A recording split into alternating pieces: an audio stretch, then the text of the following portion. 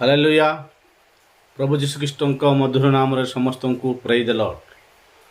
ମୋ ପ୍ରିୟ ଭାଇ ଓ ଭଉଣୀମାନଙ୍କୁ ପୁନର୍ବାର ଆଉ ଏକ ଦିନ ପ୍ରଭୁଙ୍କର ବାକ୍ୟ ଶୁଣିବା ପାଇଁ ଆଉ ଆମ ସିୟନ ମଣ୍ଡଳୀ ତରଫରୁ ଆପଣମାନଙ୍କୁ ଆହ୍ୱାନ କରୁଅଛୁ।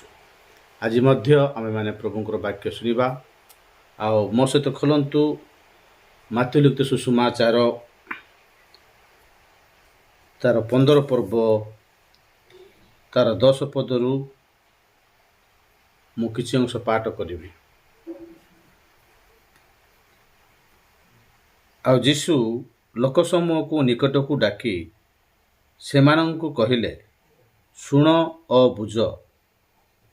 ମୁଖରେ ଯାହା ପ୍ରବେଶ କରେ ତାହା ଯେ ମନୁଷ୍ୟକୁ ଅଶୁଚି କରେ ଏପରି ନୁହେଁ, କିନ୍ତୁ ମୁଖରୁ ଯାହା ବାହାରେ ତାହା ହିଁ ମନୁଷ୍ୟକୁ ଅଶୁଚି କରେ। ସେତେବେଳେ ଶିଷ୍ୟମାନେ ତାହାଙ୍କ ନିକଟକୁ ଆସି କହିଲେ, ଫାରୁସୀମାନେ ଏହି କଥା ଶୁଣି ଯେ ବିଘ୍ନ ପାଉଅଛନ୍ତି, ଆପଣ କ'ଣ ଏହା ଜାଣନ୍ତି? କିନ୍ତୁ ସେ ଉତ୍ତର ଦେଲେ, ମୋହର ସ୍ୱର୍ଗସ୍ଥ ପିତା ଯେଉଁ ସବୁ ବୃକ୍ଷ ରୋପଣ କରିନାହାନ୍ତି ସେ ସବୁ ଉତ୍ପାଟିତ ହେବ। ସେମାନଙ୍କୁ ଛାଡ଼ିଦିଅ, ସେମାନେ ଅନ୍ଧମାନଙ୍କର ଅନ୍ଧ ପଥ ପ୍ରଦର୍ଶକ। ଆଉ ଯେବେ ଅନ୍ଧକୁ ବାଟ କଢ଼ାଏ, ତେବେ ଉଭୟେ ଖାତରେ ପଡ଼ିବେ। ସେଥିରେ ପିତର ତାହାଙ୍କୁ ଉତ୍ତର ଦେଲେ, ଦୃଷ୍ଟାନ୍ତଟି ଆମମାନଙ୍କୁ ବୁଝାଇ ଦିଅନ୍ତୁ। ଯୀଶୁ କହିଲେ, ତୁମେମାନେ ମଧ୍ୟ କ'ଣ ଏପର୍ଯ୍ୟନ୍ତ ଅବୋଧ?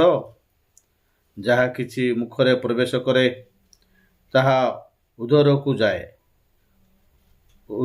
ଯାଇ ବାହ୍ୟ ସ୍ଥାନରେ ଯେ ନିକ୍ଷିପ୍ତ ହୁଏ, ଏହା କ'ଣ ବୁଝ ନାହିଁ?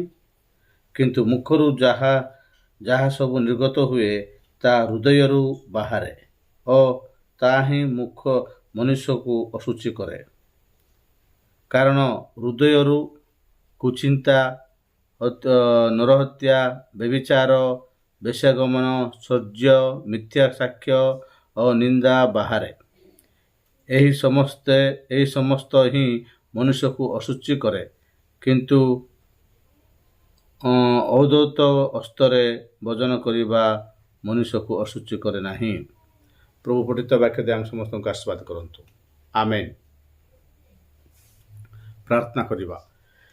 ସର୍ବଶକ୍ତିମାନ ଜୀବନ୍ତ କରି ସଦା ପ୍ରଭୁ ଆଶ୍ଚର୍ଯ୍ୟ ପ୍ରକାଶ ପରମେଶ୍ୱର, ତୁମର ବାକ୍ୟ ଶୁଣିବା ପାଇଁ ପ୍ରଭୁ ତୁମର ଲୋକମାନେ ପ୍ରସ୍ତୁତ ହେଉଥିବା ସମୟରେ ତାଙ୍କ ଜୀବନରେ ତୁମେ ପବିତ୍ର ଆତ୍ମାଙ୍କ ଚାଳନାରେ କଥା କୁହ। ଏହି ବାକ୍ୟ ଯେ ପ୍ରକାର ସେମାନଙ୍କ ଜୀବନରେ ପ୍ରଭୁ କାର୍ଯ୍ୟକାରୀ ହେବ, ସେ ତୁମେ ସାହାଯ୍ୟ କର। ଯୀଶୁଙ୍କ ନାମରେ ପ୍ରାର୍ଥନା କଲି ପ୍ରଭୁ, ଆମେନ୍। ହାଲେଲୁୟା। ପ୍ରଭୁଙ୍କ ମହାନାମକୁ ଧନ୍ୟବାଦ ହଉ। এই ଜାଗାରେ ଆମେ ଦେଖୁଛୁ ପ୍ରଭୁ ଯୀଶୁ ଲୋକସମୂହକୁ ନିକଟକୁ ଡାକି ସେମାନଙ୍କୁ କହିଲେ, ଶୁଣ ଆଉ ବୁଝ। ହାଲେଲୁୟା। ଆଜି ଅନେକ ଲୋକ ଶୁଣୁଛନ୍ତି କିନ୍ତୁ ବୁଝିପାରୁନାହାନ୍ତି। କାରଣ କ'ଣ ବୋଲି କହିଲେ, ସେମାନଙ୍କର ଶିକ୍ଷକମାନେ ଠିକ୍ ନୁହେଁ। ଗତକାଲି ମୁଁ କହିଥିଲି ଗୋଟେ ଭିଡ଼ିଓରେ, ଏ ଅଳ୍ପ ବିଶ୍ୱାସୀ ମାନେ ରୋଟି ନାହିଁ ବୋଲିକରି ତୁମେ କ'ଣ ପାଇଁ ତର୍କ ବିତର୍କ କରୁଅଛ ବୋଲି ପରମେଶ୍ୱର ପ୍ରଭୁ ଯୀଶୁ କହିଲେ, ତୁମେମାନଙ୍କ ପାଖରେ ଏଇ ଅଳ୍ପ ବିଶ୍ୱାସ କ'ଣ ପାଇଁ? ତୁମେମାନେ ଯେତେବେଳେ 5ଟି ରୋଟି ଆଉ 2ଟି ମାଛ 5,000 ଲୋକମାନଙ୍କୁ ଖାଇବାକୁ ଦେବା ସମୟରେ କେତେଟା ଟୋକେଇ ତୁମେ ଭର୍ତ୍ତି କଲ, ମନେ ନାହିଁ କି? ପ୍ରଭୁ ସେମାନଙ୍କୁ ସେ ଜାଗାରେ କହିଲେ, ପାରୁସୀ ଓ ସାଧୁକୀମାନଙ୍କ ଶିକ୍ଷାରୁ ତୁମେମାନେ କ'ଣ ହୁଅ, ସାବଧାନ ହୁଅ ବୋଲି ଗତକାଲି ପ୍ରଭୁ ଯୀଶୁ ଆମମାନଙ୍କ ସହିତ କଥା କହିଲେ। ଏଇ ପାରୁସୀ ଶାସ୍ତ୍ରୀମାନେ, ଏଇ ସାଧୁକୀମାନେ ପୁନର୍ବାର ଦେଖାଯାଉଛନ୍ତି। ए जगार प्रभु जीशु ख्रीष्ट को चक्रांत करी तांकर वाक्य तांकर कथार तांकर चालीचलन जीवन में कौन भूल गोटे धरिकी प्रभु को अरेस्ट करने प्रभु को दोषी करने से माने प्रचेष्टा करथिले से माने मंत्रणा करथिले प्रभु जीशु ख्रीष्टंकर भूल धरवा तांके कहूतबा शिक्षा रे प्रत्येक विषय भूल धरवा चेष्टा कले किंतु आउ से माने धरि पारले नाही शेष रे तांको शिष्य मानकर भूल धरवा से माने छोट भूलटा पाइबा से माने व्यवस्था अनुसार बा रीतिनीति अनुसार से माने छोट भूल पाइला परे से मानक लागिला कौन बोल कहले शिष्य माने हाथ देकरी आउ खाइबार थिला किंतु खाइले ना आउ तेनु करी से माने अदौत अस्तरे तुम शिष्य माने खाई दउछंती एटा कौन भूल ना कि बोली प्रभु जीशु ख्रीष्ट को छिडा करबा पई से माने कौन करुथले छिड़ा करने प्रभुंकर भूल धरवाई से माने रेडी होते कौ माने पारुसी माने साधुकी माने से लिखाई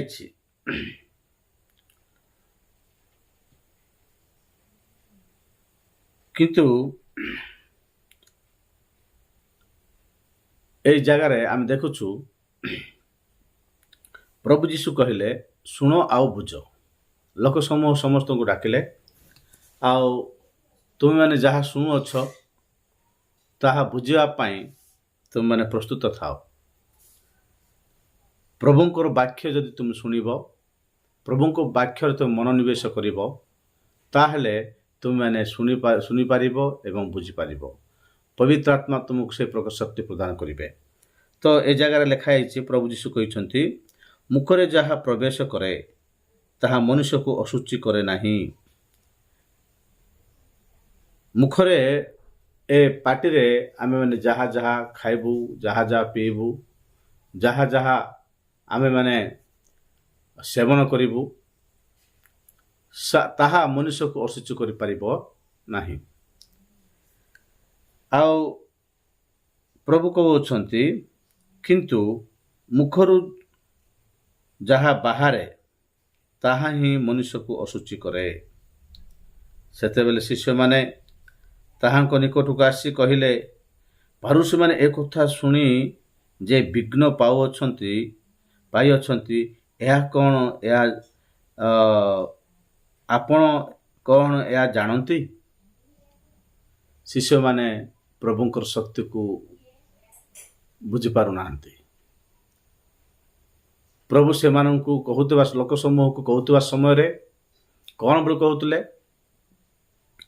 मुखरे जहाँ प्रवेश करिबो ताहा मनुष्य को अशुचि करे नाही किंतु मुखरु जहाँ बाहरिबो ताहा मनुष्य को अशुचि करिबो अभद्र भाषा गुड़ाक कराप कथा गुड़ाक कराप चिंता गुड़ाक हृदय बाहरिबो हेले ताहा मनुष्य को अशुचि करिबो बोली प्रभु कहवा समय सेठी पारुसी शास्त्री माने साधुकी माने पंडित माने समस्त थिले आउ ताहा से माने सुनुथले हालेलुया से माने सुनुथले आउ से माने कहूतले ये कौन एंती कर कथा कही सारलानी लोक मानक आगे आम मानकू ए अपमान करुअछि ए नाजरती जीशु तांको शिष्य मानक धरिकरी आमानक विरुद्ध रे आमानक व्यवस्था विरुद्ध रे आमानक रीतिनीति विरुद्ध रे अनेक कथा कही सारे नहीं लोक मैंने से लोकर कथा शुणुंट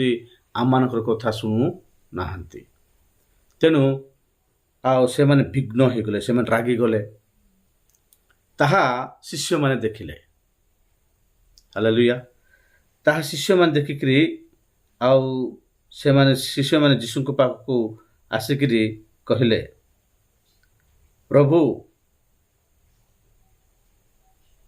फारुसी माने यही कथा शुणिक विघ्न पाई अछंती आपण कौन ए कथा जानी छंती कि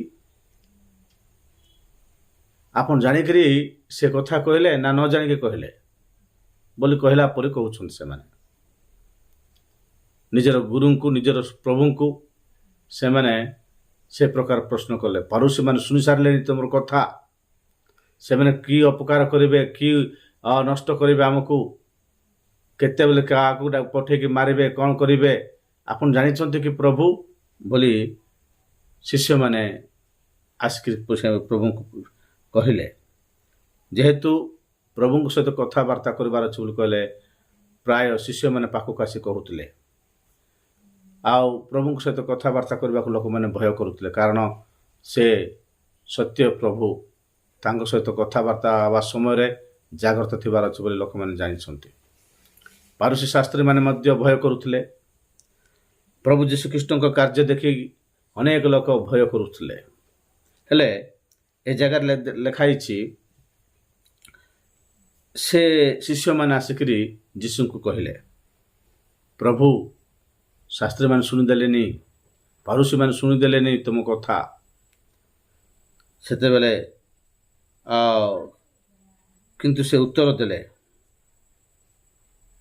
ପ୍ରଭୁ ଯୀଶୁ ଉତ୍ତର ଦେଲେ ଶିଷ୍ୟମାନଙ୍କୁ, ମୋହର ସ୍ୱର୍ଗସ୍ଥ ପିତା ଯେଉଁ ସବୁ ବୃକ୍ଷ ରୋପଣ କରିନାହାନ୍ତି ସେସବୁ ଉତ୍ପାଦିତ ହେବ। ହାଲେଲୁୟା। ପ୍ରଭୁ ଯୀଶୁ କହୁଛନ୍ତି, ମୋହର ସ୍ୱର୍ଗସ୍ଥ ପିତା ଯେଉଁ ବୃକ୍ଷମାନଙ୍କୁ ରୋପଣ କରିନାହାନ୍ତି ସେସବୁ ଉପାଡ଼ିକରି ଫିଙ୍ଗାଯିବ ସେଟା। ହାଲେଲୁୟା। ସେ ପାରୁଷୀ ହଉ, ଶାସ୍ତ୍ରୀ ହଉ, ପଣ୍ଡିତ ହଉ, ବିଶ୍ୱାସୀ ହଉ, ଧନୀ ହଉ, ଗରିବ ହଉ, ଯେକୌଣସି ଲୋକ ହେଲେ ମଧ୍ୟ ପରମେଶ୍ୱରଙ୍କର ଠାରୁ ଉତ୍ପନ୍ନ ଯଦି ସେ ହେଇନାହିଁ ତାହେଲେ ତାକୁ ଉତ୍ପାଦିତ କରି ନିଆଁରେ ପକାଯିବ। ହାଲେଲୁୟା। ତେଣୁ ପ୍ରଭୁ ଯୀଶୁ ସେମାନଙ୍କୁ କହିଲେ, ସେମାନଙ୍କୁ ଉତ୍ପାଦିତ କରାଯିବ, ସେମାନଙ୍କୁ ଛାଡ଼ି ଦିଅ, ସେମାନଙ୍କର କଥା ଛାଡ଼ି ଦିଅ। ପାରୁଷୀ ଶାସ୍ତ୍ରମାନଙ୍କର କଥା, ଏ ଡୁପ୍ଲିକେଟ୍ ପାଷ୍ଟରମାନଙ୍କର କଥା, ଏ ଡିନାମିନେସନ୍ ମାନଙ୍କର କଥା, ଏ ସଂସ୍ଥା ଯେଉଁମାନେ କି ସଂସ୍ଥାର ଡକ୍ଟରିଂରେ ଚାଲୁଥିବା ଲୋକମାନଙ୍କର କଥା ଯାକ ଛାଡ଼ି ଦିଅ। ଏମାନେ କେଉଁମାନେ ବୋଲି କହିଲେ, ପ୍ରଭୁ ସେଇ ଜାଗାରେ କହୁଛନ୍ତି, ଏମାନେ ଅନ୍ଧର ପଥ ପ୍ରଦର୍ଶକ ମାନେ, ଏମାନେ ଅନ୍ଧ ଲୋକମାନଙ୍କର ପଥ ପ୍ରଦର୍ଶକ ମାନେ, ଏ ସାଧୁ କି ପାରୁଷୀ ମାନେ। କିନ୍ତୁ ଆପଣମାନେ ଯେଉଁ ବାକ୍ୟ ଶୁଣୁଅଛନ୍ତି, ଆପଣମାନେ ମୋତେ ଭୁଲ ଧରନ୍ତୁ ନାହିଁ, କାରଣ ବାକ୍ୟ ଲେଖା ହେଇଛି, ଶାସ୍ତ୍ରୀ ପାରୁଷୀମାନଙ୍କ ପରି ଯେଉଁମାନେ ଶିକ୍ଷା ଦେବେ, ଶାସ୍ତ୍ରୀ ପାରୁଷୀମାନଙ୍କ ପରି, ସାଧୁକୀମାନଙ୍କ ପରି ଯେଉଁମାନେ ଚଲାଚୁଲି କରିବେ, ଆଉ ଲୋକମାନଙ୍କୁ ସେ ପ୍ରକାର ଭଣ୍ଡେଇବେ, ସେମାନେ ବାସ୍ତବ ସଂସ୍ଥାର ଲୋକ ନୁହନ୍ତି। ଭଲ ଭଲ ସଂସ୍ଥା ଗୁଡ଼ାକ ଅଛନ୍ତି, ଭଲ ଭଲ ଡିନାମିନେସନ୍ ଗୁଡ଼ାକ ଅଛନ୍ତି। ପେଣ୍ଟିକଷ୍ଟ ସଂସ୍ଥା, ପେଣ୍ଟିକଷ୍ଟ ଡିନୋମିନେସନ୍ ଅଛି, ଆଉ ଭଲ ଭଲ ସଂସ୍ଥା ଯାକ, ଆଇମିଷ୍ଟିକ୍ ସଂସ୍ଥା ଅଛି, ଆଉ ଆଇପିସି ସଂସ୍ଥା ଯାକ ଅଛି, ବେରସଭା ଅଛି, ଭଲ ଭଲ ସଂସ୍ଥା ମାନେ ଅଛନ୍ତି, ଲୁଥରାନ୍ ସଂସ୍ଥା ଅଛି, ଆଉ ଲୁଥରାନ୍ ଡିନାମିନେସନ୍, ବହୁତ ଭଲ ଭଲ ଗୁଡ଼ାକ ଅଛି। କିନ୍ତୁ ଆଉ କେତେଟା ଅଛନ୍ତି, ଆଉ ସେମାନେ ବଡ଼ ଭୟଙ୍କର ଥିବେ।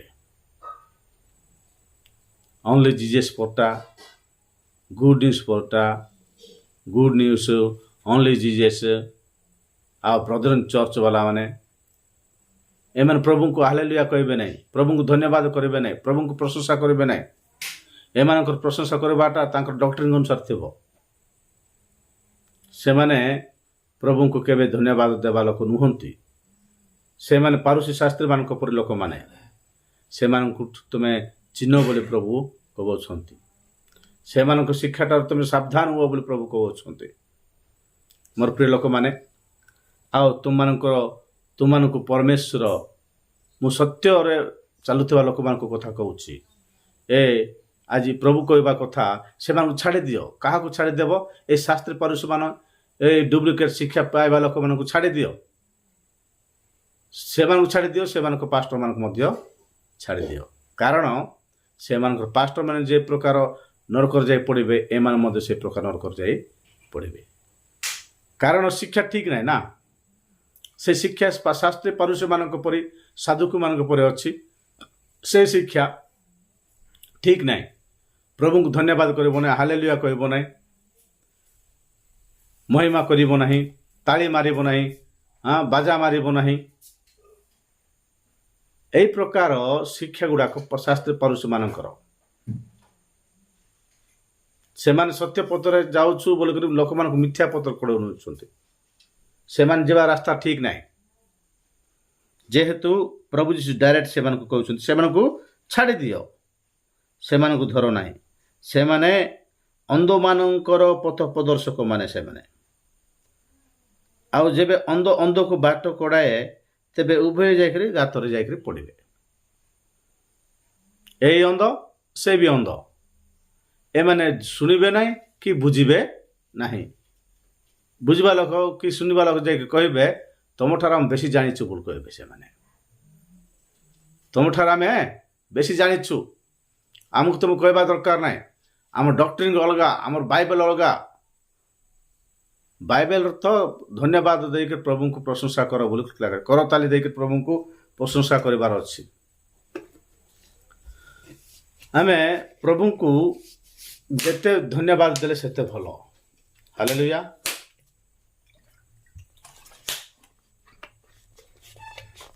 ଆମେ ପ୍ରଭୁଙ୍କୁ କ'ଣ ଦେଇକି ଆମେ ପରିତୃପ୍ତ କରିପାରିବା? ପ୍ରଭୁଙ୍କର କ'ଣ ଇଚ୍ଛା ତା ଅନ୍ୱେଷଣ କର ବୋଲି ବାକ୍ୟରେ ଲେଖା ହେଇଛି। ଆମେ କ'ଣ ଅନ୍ୱେଷଣ କରୁଛୁ? ବାକ୍ୟରେ ପୁଣି ଲେଖା ହେଇଛି, ଯେଉଁ ଜନ ସଦାପ୍ରଭୁଙ୍କର ଆଜ୍ଞା ସବୁରେ ଅତିଶୟ ସନ୍ତୁଷ୍ଟ ହୁଏ, ସେଇ ଲୋକ ଧନ୍ୟ। ହାଲେଲୁୟା। ଏମାନେ କି ଆଜ୍ଞା ପାଳନ କରୁଅଛନ୍ତି? ପ୍ରଭୁ ଯୀଶୁ କହୁଛନ୍ତି, ଯେ ମୋତେ ପ୍ରେମ କରିବ ସେ ମୋର ସମସ୍ତ ଆଜ୍ଞା ପାଳନ କରିବ ବୋଲି ପ୍ରଭୁ ଯୀଶୁ କହିଲେ। ଏମାନେ କି ଆଜ୍ଞା ପାଳନ କରୁଛନ୍ତି? ଏମାନେ କିଛି ଆଜ୍ଞା ପାଳନ କରିବା ଲୋକ ନୁହନ୍ତି। ଏମାନେ ଭଣ୍ଡ ଶିକ୍ଷକମାନେ, ଏମାନେ ଭଣ୍ଡ ଭାବବାଦୀ ମାନେ, ଏମାନେ ଅନ୍ଧ ଲୋକମାନେ, ଅନ୍ଧ ଲୋକମାନଙ୍କର ପଥ ପ୍ରଦର୍ଶକ ମାନେ। ଏମାନଙ୍କ ବାଟରେ ଯଦି ତୁମେ ଯିବ, ତୁମେମାନେ ମଧ୍ୟ ଅନ୍ଧକାରରେ ପଡ଼ିଯିବ। ମୁଁ ସତ୍ୟ ପରମେଶ୍ୱରଙ୍କ ଅନ୍ୱେଷଣକାରୀ ମାନଙ୍କୁ କହୁଅଛି, ସତ୍ୟ ପଥ ଜୀବନରେ ଯେଉଁମାନେ ଚାଲୁଅଛନ୍ତି, ସେମାନଙ୍କର ପାଷ୍ଟରମାନେ ଭଲ, ସେମାନଙ୍କର ସଂସ୍ଥା ଭଲ, ସେମାନଙ୍କର ଡିନାମିନେସନ୍ ଗୁଡ଼ାକ ଭଲ। କାରଣ ସେମାନେ ଯୀଶୁଙ୍କୁ ଛଡ଼ା, ଯୀଶୁଙ୍କର ଗୌରବକୁ ସେମାନେ ଉଣା କରିବେ ନାହିଁ। ଯୀଶୁଙ୍କର ଗୌରବକୁ ସେମାନେ କେବେ ମଧ୍ୟ ଲଜ୍ଜିତ ଆଣିବେ ନାହିଁ। ପ୍ରଭୁଙ୍କୁ ଧନ୍ୟବାଦ କରିବାକୁ ଲୋକମାନଙ୍କୁ ଉତ୍ତମ ଶିକ୍ଷା ଦେବେ। ସେମାନେ ହେଉଛି ଭଲ ସଂସ୍ଥାମାନେ, ଭଲ ଡିନାମିନେସନ୍ ଗୁଡ଼ାକ। ସେମାନଙ୍କର ପଥରେ ଆମେ ଚାଲିବାକୁ ପଡ଼ିବ। ସେମାନେ ଯୀଶୁଙ୍କର ବିଷୟ କହିବେ, ପରିତ୍ରାଣ ବିଷୟରେ କହିବେ, ଆଗମନ ବିଷୟରେ ଠିକ୍ କହିବେ, ଅନେକ ଭଣ୍ଡ ଶିକ୍ଷାଠାରୁ ଆମକୁ ରକ୍ଷା କରିବେ। ସେମାନଙ୍କ ପଥରେ, ସେମାନଙ୍କ ବାଟରେ ଆମେ ଗଲେ ଭଲ ହେବ। କିନ୍ତୁ ଏ ଅନ୍ଧ ପଥ ପ୍ରଦର୍ଶକ ମାନଙ୍କ ପଥରେ ଯଦି ଯିବ, ତାହେଲେ ସେ ଅନ୍ଧ ଲୋକ ଆଉ ତମେ, ଯେଉଁମାନେ ଏ ଅନ୍ଧର କଥା ଶୁଣିବ, ସେମାନେ ଆଉ ତୁମେମାନେ କ'ଣ ହେବ ବୋଲି କହିଲେ ଯାଇକରି ଗାତରେ ପଡ଼ିବ। ପ୍ରଭୁ କହୁଅଛନ୍ତି, ତୁମେ ଶୁଣ ଆଉ ବୁଝ। ଶୁଣିବାର ଅଛି ଆଉ ବୁଝିବାର ଅଛି। ଯେ ଶୁଣିବ ସେ ଏକା ବୁଝିବ। ଏମାନେ ଶୁଣିବେ ନାହିଁ ବା ବୁଝିବେ ନାହିଁ। ଏମାନଙ୍କୁ ଯଦି ଆମେ ଶୁଣେଇବା, ସେମାନେ ଶୁଣିବେ ନାହିଁ। ଏମାନଙ୍କୁ ଯଦି ବୁଝେଇବା, ଏମାନେ ବୁଝିବେ ନାହିଁ। ତେଣୁ ସେମାନଙ୍କୁ ଛାଡ଼ି ଦିଅ। ଯୀଶୁ ଡାଇରେକ୍ଟ କହୁଛନ୍ତି, ସେମାନଙ୍କୁ ଛାଡ଼ି ଦିଅ। ସେମାନେ ମୋ ପିତା ଯେ ପରମେଶ୍ୱର ସେମାନଙ୍କୁ ରୋପଣ କରିନାହାନ୍ତି, ସେମାନେ ଉପାଡ଼ା ଯିବେ ଆଉ ନରକରେ ପୋଡ଼ା ଯିବେ। ସେମାନେ ନରକରେ ପଡ଼ିକିରି ପୁଡ଼ିଯିବେ। ସେମାନଙ୍କ ପାଇଁ ମୁଁ ଚିନ୍ତା କରୁନାହିଁ। ହଜି ଯାଇଥିବା ମେଷମାନଙ୍କ ପାଇଁ ମୁଁ ଚିନ୍ତା କରୁଛି। ମୋ ପିତା ରୋପଣ କରୁଥିବା ଉତ୍ତମ ବୃକ୍ଷମାନଙ୍କ ପାଇଁ ମୁଁ ଚିନ୍ତା କରୁଛି। ଯେଉଁ ବୃକ୍ଷ କି 30 ଗୁଣ, 60 ଗୁଣ, 100 ଗୁଣ ଫଳ ଫଳୁଛି, ସେଇ ବୃକ୍ଷମାନଙ୍କ ବିଷୟରେ ମୁଁ ଚିନ୍ତା କରୁଛି। ସେଇ ବୃକ୍ଷମାନଙ୍କୁ ମୁଁ ସଫା କରୁଛି। ସେଇ ବୃକ୍ଷମାନଙ୍କୁ ମୁଁ କ'ଣ କରୁଛି? ସାର ଦେଉଅଛି ସେଇ ବୃକ୍ଷମାନେ ମୋତେ ଦରକାର। ହାଲେଲୁୟା। ତେଣୁ ଏଇ ଜାଗାରେ ପ୍ରଭୁ କହୁଅଛନ୍ତି ଯାହା ତୁମେ ଖାଇବ ତାହା ତୁମକୁ ଅଶୁଚି କରିବ ନାହିଁ, କିନ୍ତୁ ତୁମର ଏଇ ପାଟିରୁ ଯାହା ବାହାରିବ ତାହା ତୁମମାନଙ୍କୁ ଅଶୁଚି କରିବ। ଫାରୁସୀ ଶାସ୍ତ୍ରୀମାନଙ୍କ ପାଟିରୁ କୁଚିନ୍ତା, କୁକଳ୍ପନା, କୁଟ, କପଟ, ଅହଙ୍କାର ବାହାରୁଥିଲା। ତାହା ଅଶୁଚି ବୋଲି ସେମାନେ ବି ଜାଣିଛନ୍ତି, କିନ୍ତୁ ସେମାନେ ସେଟା ହିଁ କରିବେ। ହାଲେଲୁୟା। କିନ୍ତୁ ତୁମେମାନେ ଶୁଣ ଆଉ ବୁଝ, ଏଇ ଜାଗତିକ ଖାଦ୍ୟ ଦ୍ରବ୍ୟ ଗୁଡ଼ାକ ଖାଇଲେ ତୁମେମାନେ ଅଶୁଚି ହେବ ନାହିଁ। ତା ବୋଲି ମଦ ପିଇବ ନାହିଁ, ଗୁଡ଼ିଆ ଭାଙ୍ଗ ଖଇ ଯାକ ଖାଇବ ନାହିଁ, ଖରାପ ଦ୍ରବ୍ୟ ଛୁଇଁବେ ନାହିଁ, ମାନେ ଛୁଇଁକିରି ତାକୁ ବ୍ୟବହାର କରିବ ନାହିଁ, ତାକୁ ଖାଇବାର ନାହିଁ। ହେଲେ ହାତ ଧୋଇକିରି ଖାଇବା କଥା, କିନ୍ତୁ କେତେବେଳେ ଏମିତିକାର ସମସ୍ୟା ଗୋଟା ମାନେ ଏମିତିକାର ସମୟ ଗୋଟେ ଆସିଲା ସେମାନେ ହାତ ଧୋଇକିରି ଖାଇଲେ ନାହିଁ। ନ ଖାଇବା ଦ୍ୱାରା ସେମାନଙ୍କ ନରକରେ ପଡ଼ିଯିବେ କି ନାହିଁ? ସବୁବେଳେ କ'ଣ ପ୍ରଭୁଙ୍କର ଶିଷ୍ୟମାନେ ହାତ ନ ଧୋଇକିରି ଖାଉଛନ୍ତି କି? ତାହା ବି ନୁହେଁ। ହେଲେ ଲୋକମାନେ କିଛି ନା କିଛି ଧରିବା ବୋଲିକରି ଗୋଟେ ମାନେ ତାଙ୍କର ଯେଉଁ ଇଣ୍ଟରେଷ୍ଟ, ଆମେ ଆଙ୍କର କୌଣସି ଗୋଟେ ଭୁଲ ଧରିଦେବା, ସେ ଭୁଲ ଧରିକରି ସେମାନେ ଝୁଲୁଥିବେ। ବାହ୍ୟକ ବିଷୟ ତୁମେ ଧରିକରି ଝୁଲ ନାହିଁ। ତୁମ ହୃଦୟ କେଉଁ ପ୍ରକାର ଅଛି? ଶାସ୍ତ୍ରୀ ପାରୁଷମାନଙ୍କ ପରେ ଏ ଅନ୍ଧ ପଥ ପ୍ରଦର୍ଶକ ମାନଙ୍କ ପରେ ଅଛି କି? ଯଦି ସେ ପ୍ରକାର ଅଛି ତାହେଲେ ଜାଗ୍ରତ ହେଇଯାଅ, ସାବଧାନ ହେଇଯାଅ। ହାଲେଲୁୟା। ସେତିକି ସମୟରେ ସେମାନଙ୍କୁ ଛାଡ଼ି ଦିଅ, କାରଣ ସେମାନେ ଅନ୍ଧ ପଥ ପ୍ରଦର୍ଶକ ମାନେ ସେ ଦୁଇ ଜଣ ମିଶିକରି ଯାଇକି ଗାତରେ ପଡ଼ିବେ, ସେମାନଙ୍କୁ ଛାଡ଼ି ଦିଅ ବୋଲି ପ୍ରଭୁ ଯୀଶୁ କହିଲା ପରେ ସେଥିରେ ପିତର ତାହାଙ୍କୁ ଉତ୍ତର ଦେଲେ, ଦୃଷ୍ଟାନ୍ତଟି ଆମମାନଙ୍କୁ ବୁଝେଇ ଦିଅନ୍ତୁ। ହାଲେଲୁୟା। ଏଇ ଯେଉଁ କଥା କହିଲ, ଏ ଯେଉଁ ବୁଝା ପଡ଼ୁନଥିବା କଥା, ଏ ସୂଚି ଅଶୁଚି ବିଷୟରେ ଆମେମାନେ ବ୍ୟବସ୍ଥା ଅନୁସାରେ ଚାଲୁଥିଲୁ, ବର୍ତ୍ତମାନ ଆମମାନଙ୍କୁ ବୁଝେଇ ଦିଅନ୍ତୁ ବୋଲି ପିତର ଯାଇକି ପ୍ରଭୁ ଯୀଶୁ ଖ୍ରୀଷ୍ଟଙ୍କୁ ପଚାରିଲେ। ସେତେବେଳେ ଯୀଶୁ କହିଲେ, ତୁମେ ମଧ୍ୟ କ'ଣ ଏପର୍ଯ୍ୟନ୍ତ ଅବୋଧ ହୋଇଅଛ? ଏପର୍ଯ୍ୟନ୍ତ ତୁମେ ବୁଝିନ କି? ମୋ ପାଖରେ ଥାଇକିରି ମୁଁ କହିଥିବା ଶିକ୍ଷା ଶୁଣିକିରି ଏପର୍ଯ୍ୟନ୍ତ ବୁଝିନ? ଦେଖ, ତୁମମାନଙ୍କୁ ମୁଁ କହୁଛି, ଯାହା କିଛି ମୁଖରେ ପ୍ରବେଶ କରେ ତାହା ଉଦରକୁ ଯାଇ ବାହ୍ୟ ସ୍ଥାନରେ ଯେ ନିକ୍ଷିପ୍ତ ହୁଏ, ଏହା କ'ଣ ବୁଝୁନାହିଁ? ଆମେ ଯାହା ଖାଇବୁ, ଏ ପାଟିରେ ଯାହା ଖାଇବୁ, ସେ ସବୁ ପେଟକୁ ଯିବ। ପେଟକୁ ଗଲା ପରେ ବାହ୍ୟ ବିଷୟରେ ମାନେ ପବନରେ ବାହାରେ ଯାଇକି ପଡ଼ିଯିବ। ଦୁଇ କଲା ପରେ ସବୁ ଚାଲିଯିବ। 1 2 କଲା ପରେ ସବୁ ତମେ ଯାହା ପିଇଲେ ବି ଯାହା ଖାଇଲେ ବି ସବୁ ଚାଲିଯିବ। ହାଲେଲୁୟା। ବାହ୍ୟ ସ୍ଥାନରେ ବାହାର ସ୍ଥାନରେ ଯାଇକରି ପଡ଼ିଯିବ, ନିକ୍ଷିପ୍ତ ହେବ। ଏହା କ'ଣ ଜାଣିପାରୁନ? ଏଟା ଖାଇଦେଲାର ଅଶୁଚି ହେଇଗଲା, ସେଟା ଖାଇଦେବାର ଅଶୁଚି ହେଇଗଲା। କେତେଟା ନ ଖାଇବା ଜିନିଷ ଅଛି, ତାକୁ ଖାଅ ନାହିଁ। ଖାଇବା ଜିନିଷ ମାନଙ୍କୁ ପ୍ରଭୁ ଯାହା ତୁମମାନଙ୍କୁ ଦେଉଛନ୍ତି ତାହା ଖାଅ। ଖାଇବା ବିଷୟରେ ପ୍ରଭୁ ଏତେ ବାରଣ କରନ୍ତି ନାହିଁ। ତୁମକୁ ଯେଉଁଟା ଇଚ୍ଛା ସେଟା ଖାଇବ, ଯେଉଁଟା ଇଚ୍ଛା ନାହିଁ ତାକୁ ଖାଇବ ନାହିଁ। ବାସ୍ ଛିଡ଼ିଲା, ତାର ପାଇଁ ପୁରା ଧରିକିରି ଏଟା ଖାଇଦେଲା, ସେ ଲୋକ ସେଟା ଖାଇଦେଲା, ସେ ନରକରେ ପଳେଇବ, ସେ ଏମିତି ହେଇଯିବ, ସେମିତି ହେଇଯିବ, ଅଭିଶାପ ଯାକ ଦେଉଥିବେ ପାରୁଷୀ ଶାସ୍ତ୍ରୀମାନେ। ତାହା ନୁହେଁ। ହାଲେଲୁୟା। ତେଣୁ ଆମମାନଙ୍କ ମଣ୍ଡଳୀମାନଙ୍କର ମଧ୍ୟ ଅନେକ ଲୋକମାନେ ଅଛନ୍ତି। କେତେ ଲୋକ ପ୍ରଭୁଙ୍କୁ ବିଶ୍ୱାସ କରି ପୁଡ଼ିଆ ଖାଉଛନ୍ତି, କେତେ ଲୋକ ପ୍ରଭୁଙ୍କୁ ବିଶ୍ୱାସ କରି ମଦ ପିଉଛନ୍ତି ବେଳେବେଳେ, ଆଉ କେତେବେଳେ ଭୁଲ କଥା ମଧ୍ୟ କହିଦେଉଛନ୍ତି, କେତେବେଳେ ଖରାପ କଥା କହିଦେଉଛନ୍ତି, ଆଉ କେତେବେଳେ କାହାକୁ ଗାଳି କରିଦେଉଛନ୍ତି, ରାଗି ଯାଉଛନ୍ତି। ହେଲେ ପ୍ରଭୁ ଯଦି ସେମାନଙ୍କୁ ମନୋନୀତ କରୁଛନ୍ତି, ତାହେଲେ ସେମାନଙ୍କୁ ଗୋଟେ ମାଡ଼ ମାରିକରି ପ୍ରଭୁ କ'ଣ କରିବେ? ସିଧା କରିଦେବେ। ହାଲେଲୁୟା। କିନ୍ତୁ କ'ଣ ଅଶୁଚି କରିବ ମନୁଷ୍ୟକୁ ବୋଲି କହିଲେ ସେଠି ଲେଖା ହେଇଛି। କିନ୍ତୁ ମୁଖରୁ ଯାହା ସବୁ ନିର୍ଗତ ହୁଏ, 18 ଲେଖା ହେଇଛି, ମୁଖରୁ ଯାହା ସବୁ ନିର୍ଗତ ବୋଲେ ବାହାରେ, ତାହା ହୃଦୟରୁ ବାହାରେ, ତାହା ହିଁ ମନୁଷ୍ୟକୁ ଅଶୁଚି କରେ। ବୁଝିଲ ପିତର, ମୁଖରୁ ଯାହା ବାହାରିବ, ଆମର ଏଇ ପାଟିରୁ ଯାହା ବାହାରିବ, ବାହାରଠୁ ଯାହା ଭିତରକୁ ଯିବ ତାହା ମନୁଷ୍ୟକୁ ଅଶୁଚି କରିବ ନାହିଁ। ମାତ୍ର ପାଟିରୁ ବା ଆମ ମୁଖରୁ ଯାହା ବାହାରିବ ତାହା ହୃଦୟରୁ ବାହାରିବ। ହୃଦୟର ପୂର୍ଣ୍ଣତା ହେତୁ ମୁଖ କଥା କହିବ। ହୃଦୟରେ ଯାହା ଭର୍ତ୍ତି ହେଇଥିବ, କୁଟ କପଟ ଅହଙ୍କାର ବର୍ତ୍ତମାନ ସେଟା ଏ ପାଟି କ'ଣ କରିବ? ବାହାର କରିଦେଉଥିବ। ହେଲେ ହୃଦୟରେ ପରମେଶ୍ୱର ରହିବାର ଅଛି। ହୃଦୟରେ ପରମେଶ୍ୱରଙ୍କ ବାକ୍ୟ ରହିବାର ଅଛି। କିନ୍ତୁ ଏ ମନୁଷ୍ୟ କପଟମୟ ବୋଲି ବାକ୍ୟ ଲେଖା ହେଇଛି। ମନୁଷ୍ୟର ହୃଦୟ କପଟମୟ। ତ ଏ ମନୁଷ୍ୟ ହୃଦୟରୁ ଯାହା ନିର୍ଗତ ହେବ ତାହା ହିଁ ମନୁଷ୍ୟକୁ ଅଶୁଚି କରିବ।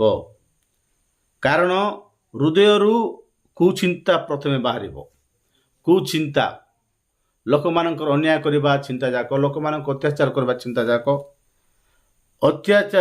ନରହତ୍ୟା, କୁଚିନ୍ତା, ନରହତ୍ୟା, ବ୍ୟଭିଚାର, ବେଶ୍ୟାଗମନ, ଚର୍ଯ୍ୟ, ମିଥ୍ୟା ସାକ୍ଷ୍ୟ, ନିନ୍ଦା ବାହାରେ। ବିଭିନ୍ନ ପ୍ରକାର ଖରାପ ବିଷୟ ହୃଦୟରୁ ବାହାରେ। ଏଇ ସମସ୍ତ ହିଁ ମନୁଷ୍ୟକୁ ଅଶୁଚି କରେ। କ'ଣ? ହୃଦୟରୁ ବାହାରୁଥିବା କୁଚିନ୍ତା ଗୁଡ଼ାକ, ହୃଦୟରୁ ବାହାରୁଥିବା ନରହତ୍ୟା ଚିନ୍ତା ଗୁଡ଼ାକ, ହୃଦୟରୁ ବାହାରୁଥିବା ବ୍ୟଭିଚାର ଚିନ୍ତା ଗୁଡ଼ାକ, ହୃଦୟରୁ ବାହାରୁଥିବା ବେଶ୍ୟାଗମନ ଚିନ୍ତା ଗୁଡ଼ାକ, ଚର୍ଯ୍ୟ ଚୋର କରିବା ଚିନ୍ତା ଗୁଡ଼ାକ, ମିଥ୍ୟା କହିବା ଚିନ୍ତା ଗୁଡ଼ାକ ହୃଦୟରୁ ଯେହେତୁ ବାହାରିବ ତାହା ହିଁ ମନୁଷ୍ୟକୁ ଅଶୁଚି କରିବ। ମନୁଷ୍ୟକୁ ଅଶୁଚି କରିବ। କିନ୍ତୁ ଅଦୌତ ହସ୍ତରେ ଭୋଜନ କଲେ ମନୁଷ୍ୟ ଅଶୁଚି ହେବ ନାହିଁ। ସେତେବେଳେ ଶିଷ୍ୟମାନେ ବୁଝିଲେ। ହାଲେଲୁୟା। ତାପରେ ଶିଷ୍ୟମାନେ ୟା ପରେ ପ୍ରଭୁଙ୍କୁ ଆଉ ଛାଡ଼ିଲେ ନାହିଁ। ପ୍ରଭୁଙ୍କୁ ବହୁତ ପ୍ରେମ କଲେ, ପ୍ରଭୁଙ୍କ ଠାରେ ଶିକ୍ଷା ପ୍ରାପ୍ତ ହେଲେ, ପ୍ରଭୁଙ୍କର ଅନୁଗମନ କଲେ, ଆଉ ପ୍ରଭୁଙ୍କ ପାଇଁ ଜୀବନ ଦେବାକୁ ମଧ୍ୟ ପଛଘୁଞ୍ଚା ହେଲେ ନାହିଁ। ହାଲେଲୁୟା। ପ୍ରଭୁ ଯାହାକୁ ମନୋନୀତ କରିଅଛନ୍ତି, ପ୍ରଭୁ ଯାହାକୁ ରୋପଣ କରିଅଛନ୍ତି, ପ୍ରଭୁ ଯାହାକୁ ଜାତ କରିଅଛନ୍ତି, ସେମାନେ ନିଶ୍ଚିତ ଭାବରେ ରକ୍ଷା ପ୍ରାପ୍ତ ହେବେ। ହାଲେଲୁୟା। କିନ୍ତୁ ପ୍ରଭୁ କହୁଛନ୍ତି ସେମାନଙ୍କୁ ଛାଡ଼ିଦିଅ। କୋଉମାନଙ୍କୁ ଛାଡ଼ିଦିଅ? ଏ ଅନ୍ଧ ପଥ ପ୍ରଦର୍ଶକ ମାନଙ୍କୁ, ଏ ଶାସ୍ତ୍ରୀ ପାରୁଷୀ ମାନଙ୍କୁ, ମିଥ୍ୟା ଡିନାମିନେସନ ଗୁଡ଼ାକୁ, ମିଥ୍ୟା ସଂସ୍ଥା ଗୁଡ଼ାକୁ ଛାଡ଼ିଦିଅ। କାରଣ ସେମାନେ ଅନ୍ଧ ପଥ ପ୍ରଦର୍ଶକ ମାନେ, ସେମାନଙ୍କୁ ଛାଡ଼ିଦିଅ। ସେମାନଙ୍କ ସହିତ ଆମର କିଛି ଦେନା ନେନା କିଛି ନାହିଁ। ଦେବାଟା ନାହିଁ, ଆଣବାଟା କିଛି ନାହିଁ। ଲେନା ଦେନା ଆମମାନଙ୍କ ପାଖରେ ସେମାନଙ୍କ ସହିତ କିଛି ନାହିଁ। ସେମାନେ ଅଧର୍ମଚାରୀ ମାନେ, ବ୍ୟଭିଚାରୀ ମାନେ, ସେମାନେ ଖରାପ ଲୋକମାନେ, ସେମାନଙ୍କ ସହିତ ଆମମାନଙ୍କର କୌଣସି ସମ୍ପର୍କ ନାହିଁ। ପରମେଶ୍ୱର ଆମମାନଙ୍କୁ ଯାହା କହିବେ ତାହା କରିବା। ପରମେଶ୍ୱର ପ୍ରଭୁ ଯୀଶୁ ଆମମାନଙ୍କୁ ଯାହା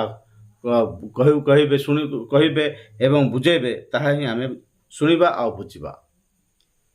ପ୍ରଭୁ କହୁଅଛନ୍ତି, ତୁମେମାନେ ଏପର୍ଯ୍ୟନ୍ତ ମୋ ସାଙ୍ଗରେ ଥାଇକି କିଛି ବୁଝିଲ ନାହିଁ କି? ତୁମେ କେତେ ବର୍ଷର ଖ୍ରୀଷ୍ଟିଆନ ହେଇଛ? କେତେ ବର୍ଷର ପ୍ରଭୁଙ୍କୁ ପାଇଛ? ତୁମେ କେତେ ପର୍ଯ୍ୟନ୍ତ ଶିକ୍ଷା ପ୍ରାପ୍ତ ହେଇଅଛ? ପ୍ରତିଦିନ ପ୍ରଭୁ ଯୀଶୁ ଖ୍ରୀଷ୍ଟଙ୍କ ଠାରେ ତୁମେ କେଉଁ ପ୍ରକାର ଆଶୀର୍ବାଦ ପ୍ରାପ୍ତ ହେଉଛ? ପ୍ରତି ସପ୍ତାହରେ ପ୍ରଭୁ ଭୋଜର ଅଂଶୀ ହେଉଛ କି? ପ୍ରତି ସପ୍ତାହରେ ତୁମେମାନେ ପାପ କ୍ଷମା ପ୍ରାପ୍ତ ପାଇଁ ପ୍ରଭୁଙ୍କ ରକ୍ତ ନିକଟକୁ ଯାଉଛ କି? ଆମେମାନେ ପାପ କରିଛୁ, ତେଣୁ ଆମେମାନେ କ'ଣ କରିବା କଥା? ପାପ କ୍ଷମା ପାଇବା କଥା। ମନୁଷ୍ୟ ନରକକୁ ଯିବା ଗୋଟେ ମାତ୍ର ମାର୍ଗ ଥିଲା, ମାତ୍ର ସେ ପ୍ରଭୁ ସେ ନରକକୁ ଯିବା ମାର୍ଗ ବନ୍ଦ କରିକି ଜୀବନକୁ ଯିବା ମାର୍ଗ ଖୋଲା କରିଦେଇଛନ୍ତି। ଆଦାମର ସନ୍ତାନମାନେ ସମସ୍ତେ ନରକକୁ ଯିବା କଥା, ମାତ୍ର ପ୍ରଭୁ ଯୀଶୁଖ୍ରୀଷ୍ଟ ଆସିକି ନରକକୁ ଯିବା ନ ଯାଉନ ଆମକୁ ସେ ନରକର ପଥ ବନ୍ଦ କରିକି ଜୀବନର ପଥ ଖୋଲି ଦେଇଛନ୍ତି। ହାଲେଲୁୟା। ସେହି ପ୍ରକାର ପ୍ରଭୁଙ୍କୁ ତୁମେ ମୁଁ ପାଇଅଛୁ ମୋର ପ୍ରିୟ ଲୋକମାନେ।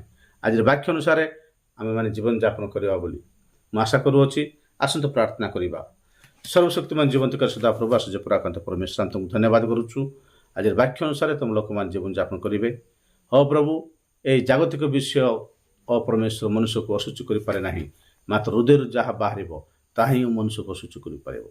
ହଁ ପ୍ରଭୁ, ବିଶେଷ କରି ଖାଇବା ଦ୍ରବ୍ୟ ଯାହାକି ଶରୀର ପାଇଁ ଖାଇବେ ତାହା ମନୁଷ୍ୟକୁ ଅଶୁଚି କରେ ନାହିଁ, ମାତ୍ର ଯାହା ହୃଦୟରୁ ବାହାରେ ତାହା ମନୁଷ୍ୟକୁ ଅଶୁଚି କରିବ ବୋଲି ତୁମେ କହିଅଛ। ସେଥିପାଇଁ ତୁମକୁ ଧନ୍ୟବାଦ କରୁଛି। ଆଜିର ବାକ୍ୟ ଅନୁସାରେ ତୁମ ଲୋକମାନେ ଜୀବନଯାପନ କରିବେ, ସେଥିପାଇଁ ସାହାଯ୍ୟ କର। ମହିମା ଗୌରବ ପ୍ରଶଂସା ତୁମକୁ ଦେ ଯୀଶୁଙ୍କ ନାମରେ ମାଗିଲି ପ୍ରଭୁ, ଆମେନ୍। ପ୍ରେଜ୍ ଦ ଲର୍ଡ।